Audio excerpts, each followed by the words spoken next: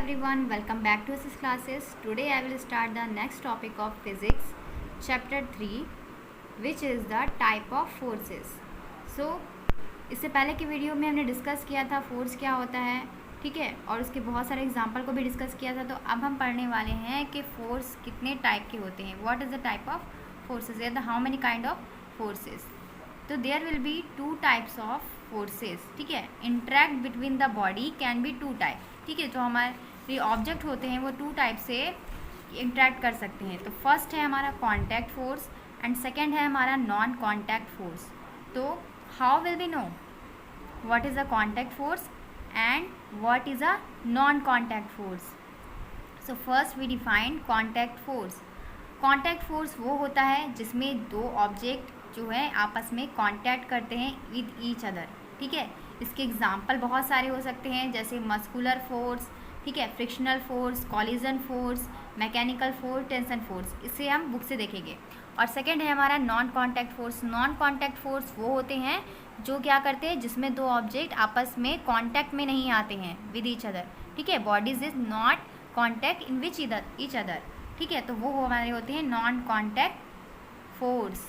तो चलिए हम देखते हैं बुक में टाइप ऑफ फोर्सेस के बारे में. तो forces are classified as a contact and non contact forces when the source of forces is directly in contact with the object on which act is it contact force, ठीक है. तो जब कोई भी ऑब्जेक्ट जो होता है वो डायरेक्टली जो है वो क्या होता है किसी भी दूसरे ऑब्जेक्ट के कांटेक्ट में आता है और एक्ट करता है, फोर्स लगता है उस पर, तो हम उसे बोलते हैं कांटेक्ट फोर्स, ठीक है. जैसे किकिंग द फुटबॉल, ठीक है, जैसे कि मैकेनिकल फोर्स में हो गया, जैसे कॉलिजन फोर्स हो गया, जैसे मस्कुलर फोर्स हो गया, फ्रिक्शनल फोर्स हो गया. ये सारे एग्जाम्पल जो हैं वो हमारे कॉन्टैक्ट फोर्स के हैं. तो when there is no contact between the object applying the force, अगर किसी भी ऑब्जेक्ट के बीच में कोई फोर्स लग रहा है लेकिन उनके बीच कोई कॉन्टैक्ट नहीं है दो ऑब्जेक्ट के बीच में, तो हम उसे बोलेंगे नॉन कॉन्टैक्ट फोर्स. इसके एग्जाम्पल हैं magnetic force, gravitational force and electrostatic force. So first we define the contact force example which is the muscular force. Muscular force क्या होता है? The force applied by muscles of a human और an animal is called muscular force. जो force apply होता है muscles के द्वारा humans के या एनिमल के, उसे हम बोलते हैं muscular force. When we push और पुल एन ऑब्जेक्ट, जब हम किसी ऑब्जेक्ट को पुश करते हैं या फिर पुल करते हैं तो ये ज़रूरी होता है कि वो we make contact with the object. तो वो हम उसके ऑब्जेक्ट के क्या होते हैं कॉन्टैक्ट में आते हैं, ठीक है. तो हमारी मसल जो होती है वो एनर्जी प्रोवाइड करती है फूड टू ईट. जैसे हमारी मसल जो है उसको भोजन से क्या मिलती है? एनर्जी मिलती है. तो this energy expended when we use muscular force. ये जो एनर्जी हमें मिलती है फूड से वो खर्च हो जाती है. कब खर्च होती है? जब हम मस्कुलर फोर्स का यूज़ करते हैं, ठीक है. ऑल एक्ट्स ऑफ पुश, जितने भी एक्ट्स हैं, चाहे वो पुश हो या पुल हो या लिफ्ट हो या थ्रो हो या किक हो, ये सारे डन होते हैं by the using of muscular force. इन सब का एक ही एग्जाम्पल दिया हुआ है, ठीक है. तो ये सारे जो है मस्कुलर फोर्स के द्वारा ही हम लोग करते हैं, ठीक है. तो फर्स्ट इसका एग्जाम्पल है when we push and pull a chair. जब हम किसी चेयर को पुश करें या पुल करें, या फिर हम किसी पेन को उठाएं या रखें या किसी चीज़ को उठाकर फेंक दें, ठीक है. तो ये सारे एग्जाम्पल मस्कुलर फोर्स के हैं क्योंकि इसमें हमारी मसल्स क्या हो रही है? इन्वॉल्व हो रही हैं. When a donkey carries a load और हॉर्स पुल अ कार्ट, ठीक है. इन दोनों एग्जाम्पल में देखिए, when a donkey carries a load, जब डंकी जो होता है वो कैरी करता है लोड को, उसमें उसकी मसल्स काम कर रही हैं, और हॉर्स पुल कर रहा है कार्ट को, उसमें भी उसकी मसल्स काम कर रही हैं. तो एनिमल्स की या ह्यूमंस की जब मसल्स क्या करेंगी? काम करेंगी या फोर्स अप्लाई करेंगी, तो उसे भी हम क्या बोलेंगे? Muscular force. देन सेकेंड है हमारा कॉलिजन फोर्स, ठीक है. तो what is a collision force? When two bodies collide with one another, it is a contact force called collision force. जब दो बॉडीज़ जो होंगी वो कोलाइड होंगी आपस में, तो उसे हम बोलेंगे कॉन्टैक्ट फोर्स. उस कॉन्टैक्ट फोर्स को हम लोग कॉलिजन फोर्स कहते हैं. एग्जाम्पल इसमें दिया है कि when we hit the striker in a game of carrom. जब हम गेम खेलते हैं कैरम का, तो उसमें स्ट्राइकर को क्या करते हैं? हिट करते हैं ना, स्ट्राइकर को मूव कराते हैं कैरम की किसी भी एक होल के पास. तो ये जो है कोलाइड, ये कोलाइड मूव करता है विद द ब्लैक और वाइट कॉइन, ठीक है. And during the collision it impart some energy, it you does coin start moving. और जब स्ट्राइकर क्या करता है? कॉइन को मारता है, चाहे वाइट हो या ब्लैक, दो कॉइन होते हैं, उनमें से किसी एक को भी टच कराता है तो उसमें एनर्जी आती है और वो क्या करता है? मूव करता है, आगे बढ़ता है, ठीक है. तो ये जो एग्जाम्पल है वो है कॉलिजन फोर्स का, ठीक है. तो सेकंड है हमारा, थर्ड है हमारा mechanical force. If the force is generated by machine to make a body move, यदि कोई फोर्स जो होगा वो जनरेटेड होगा किसी मशीन के द्वारा जिससे उसकी बॉडी क्या होगी, मूवमेंट करने लगेगी, तो उसे हम बोलेंगे mechanical force. To be able to exert a force on body the machine requires energy, जैसे हमें काम करने के लिए एनर्जी की ज़रूरत होती है वैसे ही मशीन को भी क्या होती है, एनर्जी की रिक्वायरमेंट होती है किसी भी फंक्शन को करने के लिए। तो ये एनर्जी जो होती है वो अवेलेबल होती है मशीन को या तो इलेक्ट्रिकल फॉर्म में, या तो एनर्जी इलेक्ट्रिकल फॉर्म में मिलेगी उसे, या तो फिर बर्निंग द फ्यूल, या तो फ्यूल को जलाने से मिलेगी, है ना। तो उस तरीके से दो एग्जाम्पल इसके दिए गए हैं। Engine of car exert a force to moving car, जो इंजन होता है कार का उस जब गर्म होता है तब क्या होता है, कार मूव करती है। And force of water falling on turbine bloods produce electricity, और जब फोर्स होता है वाटर का जब फॉलिंग होता है तो क्या होता है, इलेक्ट्रिसिटी प्रोड्यूस करती है उसके ब्लड से। तो ये थे एग्जाम्पल किसके, मैकेनिकल फोर्स के।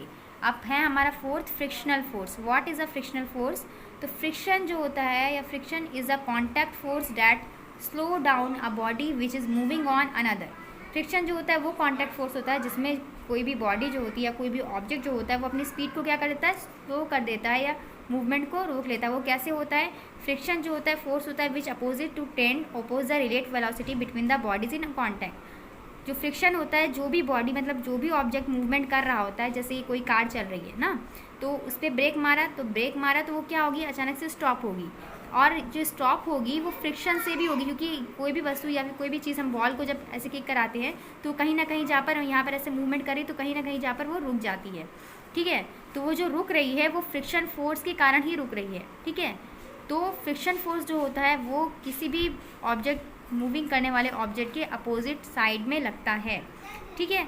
जैसे एग्जांपल दिया गया है, a ball roll on the ground come twist after some time. जो एक रोलिंग बॉल होती है, ठीक है, बॉल रोल करती है तो फिर ग्राउंड में, तो फिर कुछ देर बाद वो वहाँ पर रुक जाती है, तो वो एग्जांपल है किसका, फ्रिक्शन का। As the rolling ball speed is changing we से इस फोर्स इज एक्टिंग, ठीक है। उसकी स्पीड जो होती है वो धीरे धीरे कम होती जाती है और वो सिंस लाइफ में वो लास्ट में जाकर रुक जाती है। तो the force should act opposite to direction of motion of the ball. ये जो काम करेगा फोर्स इसमें वो अपोजिट लगेगा, बॉल के मोशन गति के अपोजिट लगेगा। The direction of frictional force is such that always oppose the motion of moving body. Frictional force is more on rough surface smooth one. जो फ्रिक्शन होता है, फोर्स होता है, वो रफ सरफेस पे ज़्यादा होगा और स्मूथ सरफेस पे कम होगा, है ना। अब हम बात करते हैं टेंशन की। तो what is the tension force, the type of force which can act which body is connected to another by means of rope और स्ट्रिंग इज कॉल्ड टेंशन। इसका सबसे अच्छा एग्जाम्पल है कि आपने कभी देखा होगा कि बहुत सारे लोग जो ऊंची ऊंची बिल्डिंगों पे रहते हैं या फिर थोड़े फ्लैट वगैरह में रहते हैं, तो वो लोग क्या करते हैं, नीचे तो जाते नहीं सामान लेने, वो क्या रखते हैं, एक डलिया टाइप रखते हैं, ठीक है, जिसे वो रोप से बांध देते हैं। फिर वो क्या करते हैं, उन्हें कोई सामान लेना होता है तो वो उसे नीचे करके लेते हैं, है ना। तो ये एग्जाम्पल टेंशन का सबसे बेस्ट रहेगा आपके लिए। तो ये जैसे कि ऊपर के डायग्राम में आपको दिखाई दे रहा है, यहाँ पर क्या दिया है, यहाँ पे एक रोप से दो स्ट्रिंग क्या है दिखाई दे रही है आपको, रोप बंधा हुआ है इसमें। Tension is the string hold body, जो किसी बॉडी को क्या कर रहा है, होल्ड कर रहा है। तो एबव डायग्राम, इस डायग्राम में शो कर रहा है कि टेंशन जो है वो एक्टिंग कर रहा है स्ट्रिंग कनेक्टेड टू मासेस, वजन को खींच रहा है। A tug of war tension type of both team. तो when one team is tug of war pull on the rope and rope pulls of the team, the other team pull of the rope the opposite direction. In this case also rope pulls the team. tension at the rope of both direction। जो tension होता है, tension force जो होता है वो दोनों तरफ लग रहा है, देखिए इस तरफ भी लग रहा है और इस तरफ भी लग रहा है ना। तो when bucket, जैसे इसमें देखिए वही एग्जांपल दिया है कि when a bucket is drawn up from the well using rope and pulley tension act is rope, ठीक है। तो जब हम किसी बकेट को नीचे फेंकते हैं रस्सी के सहारे से, तो वो रस्सी पर क्या होता है, टेंशन फोर्स काम कर रहा होता है। तो अब हम पढ़ेंगे कि what is a non contact force, ठीक है। तो सिंपली भाषा में बता दिया कि नॉन कॉन्टैक्ट फोर्स क्या होता है। तो चलिए इसकी डिफिनेशन को पढ़ लेते हैं। तो when force is able to act over a distance it is a non contact force, ठीक है। जब जो क्या होगा कि जब फोर्स जो होगा वो एक्ट करेगा किसी डिस्टेंस पे, किसी दो ऑब्जेक्ट के बीच में, तो हम उसे बोलेंगे नॉन कॉन्टैक्ट फोर्स। इसमें क्या होगा, कॉन्टैक्ट नहीं आएगा, इसमें साफ बताया जा रहा है कि नॉन कॉन्टैक्ट फोर्स जो होता है वो can act through air, vacuum और इन्वर्टिंग मीडियम। तो इसका पहला जो है हमारा दिया है मैग्नेटिक फोर्स। तो the force that a magnet is capable of applying on a piece of iron or another magnet is called magnetic force. Sorry for disturbance. So हम लोग पढ़ रहे थे क्या, मैग्नेटिक फोर्स। तो मैग्नेटिक फोर्स क्या होता है, एक मैग्नेट जो होता है वो एबल होता है, मैग्नेटिक फोर्स क्या होता है, फोर्स जो होता है जो मैग्नेट कैपेबल होगा applying on a piece of iron, मतलब मैग्नेट जो होता है वो इतना उसमें फोर्स होता है कि वो अप्लाई कर, मतलब क्या होता है कि आयरन के जो छोटे छोटे टुकड़े होते हैं उनको अपनी ओर इंटरेक्ट कर लेता है, जिससे वो स्टिक हो जाते हैं उसके ऊपर, तो इसे ही बोलते हैं मैग्नेटिक फोर्स। तो ये कैसे होता है, एक मैग्नेट जो होता है वो एबल होता है to exert a force on pin place at small distance away from it, थोड़ी सी दूरी पर रखे रहते हैं, उसके बाद भी क्या होता है कि वो चिपक जाता है। देखा है ना आप लोगों ने कभी करके, due to this magnetic force. ये ऐसा क्यों होता है, न्यू मैग्नेटिक फोर्स के कारण होता है। इसमें जो पिन्स होती हैं वो मूवमेंट करती हैं toward the magnet and stick on it, ये मूव करती हैं मैग्नेट के ओर और फिर उस पर चिपक जाती हैं। मैग्नेट जो होता है वो ऑल्सो अप्लाई करता है फोर्स ऑफ अट्रैक्शन और repulsion on another magnetic over a distance, ठीक है। तो वो कब अट्रैक्शन करेगा मैग्नेट और कब रिपल्सन करेगा, तो देखिए जब मैग्नेट में दो पोल होते हैं, एक होता है साउथ पोल, दूसरा होता है नॉर्थ पोल, तो जब सेम डायरेक्शन में वो लोग आएंगे तो वो एक दूसरे को क्या करेंगे, सेम डायरेक्शन में एक दूसरे को रिपेल करेंगे, मतलब हटाएंगे, रिपल्सन करेंगे, एक दूसरे से दूर भागेंगे। और जब अलग अलग डायरेक्शन मिलेंगे, यानी साउथ और नॉर्थ मिलेगा, साउथ और नॉर्थ, ठीक है, साउथ और नॉर्थ, तो क्या होंगे, वो एक दूसरे को अट्रैक्ट करेंगे, ठीक है। तो मैग्नेट में जो होते हैं वो दो डिफरेंट जो पोल्स होते हैं, साउथ और नॉर्थ, एक दूसरे को अट्रैक्ट करेंगे, और साउथ और नॉर्थ ये दोनों दूसरे को रिपल्सन करेंगे, मतलब हटाएंगे। तो फिर है हमारा इलेक्ट्रोस्टैटिक फोर्स, ये दूसरा एग्जांपल है नॉन कॉन्टैक्ट फोर्स का। इसमें क्या बताया गया है कि an inflated balloon when gently rubbed on a sweater, जब हम किसी, मतलब क्या करेंगे, किसी भी इनफ्लेटेड बैलून को लेंगे और उसे रब करेंगे अपने स्वेटर पे, ठीक है, तो होता क्या है, can be stuck on a wall, ये चिपक जाते हैं, ठीक है, स्वेटर की वॉल पे। या फिर कभी कभी आपने कंघा किया होगा, ठीक है, रफ बाल पे या ड्राई हेयर में आपने कभी कंघी की होगी, तो जो स्मॉल पीसेस होते हैं पेपर के, उस पर हम लोग पहले ऐसे करके रखते थे, ठीक है, तो स्केल से हम लोग ऐसे करके अपने सर पर, ड्राई हेयर पर ऐसे ऐसे बहुत ज़ोर से रगड़ते थे, उसके बाद छोटे छोटे स्मॉल पीस करके पेपर के उसे स्टक करने की कोशिश करते। तो क्या होता था कि ये जो पेपर होते थे पीस के, वो चार्ज हो जाते थे, चार्ज प्रोड्यूस करते थे, जिसके वजह से ये रबिंग होती थी हमारी बॉडी से अनदर में, तो ये चार्ज हो जाते थे और फिर इसमें अट्रैक्शन होता था, और ये अट्रैक्शन जो होता था या फिर रिपल्सन जो होता था वो चार्ज होता था, produce in the manner is called electrostatic force. ये जो अट्रैक्शन होता था वो इलेक्ट्रोस्टैटिक फोर्स के द्वारा होता था, ठीक है। इलेक्ट्रोस्टैटिक फोर्स जो होता है वो can also act over short distance, ये छोटे से, मतलब थोड़ी डिस्टेंस पे ही काम करता है। It act due to the charge, अगर कोई सबस्टेंस जो है वो चार्ज हो रहा है तो फिर चार्जेस से मतलब क्या होगा, ये इसको अट्रैक्ट करेगा। चार्जेस जो होंगे वो इनहेरेंट हो सकते हैं in all atom. There are two types, charge positive and negative, like charge repel and positive charge attract. तो जैसा केस मैग्नेट में था कि पॉजिटिव वाले जो पार्ट थे एक दूसरे को क्या कर रहे थे, रिपेल कर रहे थे, मतलब हटा रहे थे, और जो अपोजिट साइड थे एक दूसरे को अट्रैक्ट कर रहे थे, वैसे ही इसमें भी होगा, जो पॉजिटिव एंड नेगेटिव चार्ज होंगे तो वो एक दूसरे को क्या करेंगे, अट्रैक्ट करेंगे, और जो अपोजिट चार्ज होंगे वो एक दूसरे को क्या करेंगे, positive and negative, like charge repel and opposite charge क्या करेंगे, अट्रैक्ट करेंगे, ठीक है। तो ग्रेविटेशनल फोर्स क्या होता है, ग्रेविटेशनल फोर्स जो होता है when a body is released from a height it is to the ground, water from tap of always fall downward. आपने देखा होगा कि जो भी चीज़ें ज़मीन मतलब गिरती हैं बहुत ऊंचाई से, वो हमेशा नीचे क्यों आती हैं, क्यों वो ऊपर नहीं जाती हैं, हमेशा नीचे ही क्यों आती है। वाटर जो गिरता है टैप होकर, या बारिश होती है तो उसकी पानी भी क्या आता है, या बूंदें जो होती हैं वो नीचे ही गिरती हैं ज़मीन पर। पत्तियाँ जो है या फूल जो है वो ट्री से टूटते हैं तो नीचे क्यों गिरते हैं, ये सारा कारण जो है, ये सारी चीज़ें जो होती है वो ग्रेविटेशनल फोर्स के द्वारा होती हैं, ठीक है। हमारी जो अर्थ है वो पुल्स करती है किसी भी ऑब्जेक्ट को कि वो अपनी ओर खींचती है, ठीक है। इवन इसी वजह से हम लोग अर्थ पर क्या होते हैं, सीधे चल पाते, खड़े हो पाते। Even when a ball is throw up, ठीक है, जब हम बॉल को फेंकते हैं तो फाइनली वो क्या करती है, अर्थ पर आकर गिरती है। ग्रेविटेशनल फोर्स काम करता है between two any masses and always a force of attraction, और हमेशा अट्रैक्शन फोर्स काम करता है। ये फोर्स जो होता है वो makes the moon go around the earth और सो, जैसे कि चंद्रमा जो है वो हमेशा क्या अर्थ का चक्कर लगाता है, जैसे कि प्लैनेट में, ठीक है, सन जो है, जो प्लैनेट गो अराउंड द सन, ठीक है, हमारी अर्थ जो है वो सूरज का चक्कर लगाती है। तो ये सारा किस लिए हो रहा है? ग्रेविटेशनल फोर्स के द्वारा होता है।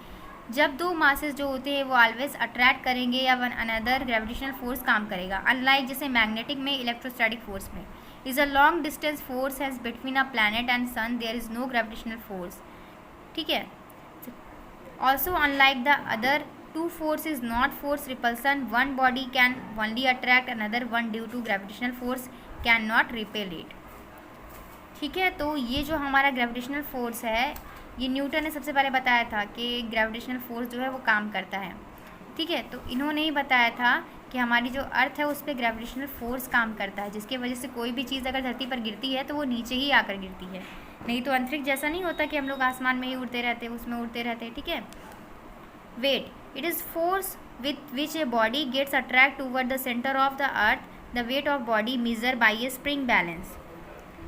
ऐसा unit of weight is newton and CGS unit of dyne, ठीक है। तो वेट जो होता है वो फोर्स इज़ द फोर्स, ये फोर्स होता है जो कि किसी भी ऑब्जेक्ट का अट्रैक्ट करने का सेंटर होता है अर्थ का, जो हमेशा क्या होता है अर्थ की ओर ही अट्रैक्ट होता है किसी भी चीज़ का मास। तो ये वेट जो होता है बॉडी का, इसको हम मेजर करते हैं बहुत सारे स्प्रिंग बैलेंस में। तो पहला इसका एसआई यूनिट जो है वेट का न्यूटन है, और सीजीएस पद्धति में या यूनिट में इसको डाइन बोलते हैं। तो ठीक है, आज के लिए इतना ही। इसके आगे के वीडियो में हम पढ़ेंगे यूनिट ऑफ फोर्स, और कैसे फोर्स जो होते हैं वो अट्रैक्शन होता है और कैसे रिपल्सन होता है, और भी बहुत सारे फंक्शन को हम लोग डिस्कस करेंगे। तो अगर आपको मेरी वीडियो थोड़ी सी भी हेल्पफुल लगी हो या अच्छी लगी हो तो प्लीज़ इसे लाइक एंड सब्सक्राइब कीजिएगा। Thank you, keep watching.